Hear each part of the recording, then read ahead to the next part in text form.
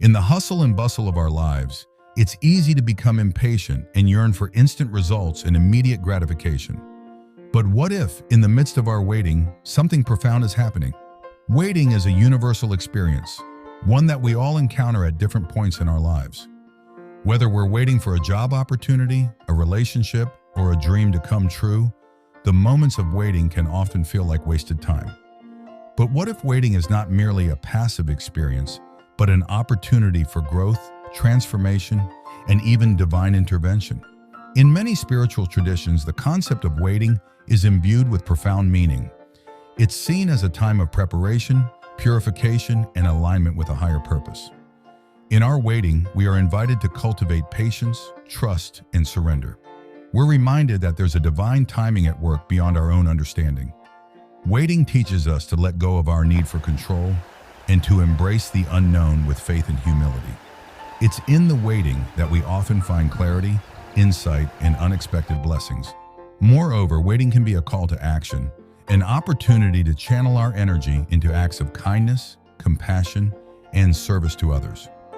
In times of waiting, we're invited to turn inward, to cultivate a deeper connection with ourselves and with the divine presence that dwells within us. Just as the seeds planted in the earth need time to grow and flourish, so too do our dreams, aspirations, and deepest desires. In our waiting, unseen forces are at work, orchestrating a beautiful tapestry of life. So the next time you find yourself in a season of waiting, remember this: in the silence, in the stillness, in the uncertainty, God is working. Trust in the process, have faith in the journey, and know that the best is yet to come.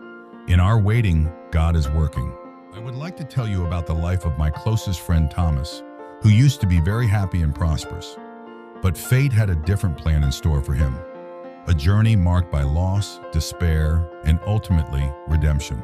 Thomas was once a man of great wealth and influence, with a loving family and a thriving business. But one by one, tragedy struck, tearing apart the fabric of his existence. His business collapsed, his marriage crumbled, and he lost everything he held dear. Left with nothing but the shattered remnants of his former life, Thomas found himself adrift in a sea of despair. He cried out to God, begging for answers, for solace, for a glimmer of hope to cling to in the darkness. And so, Thomas waited. He waited through the long, sleepless nights, the days filled with doubt and despair.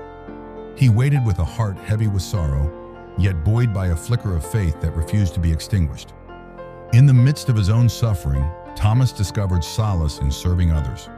He volunteered at a local shelter, offering a listening ear and a compassionate heart to those in need. Through acts of kindness, he found a glimmer of light in the darkness, a sense of purpose amidst the pain. And then, in the most unexpected of ways, God's miraculous blessings began to unfold in Thomas's life. He crossed paths with strangers who became friends, stumbled upon opportunities that reignited his passion, and witnessed moments of grace that defied explanation. In Psalm 21, verse 6, it said, "Surely you have granted him eternal blessings and made him glad with the joy of your presence." As Thomas stood beneath the vast expanse of the night sky, he marveled at the beauty of God's creation and the infinite possibilities that lay ahead. Though his journey had been fraught with loss and heartache, he knew that every trial had been a stepping stone, leading him closer to the divine plan that awaited him.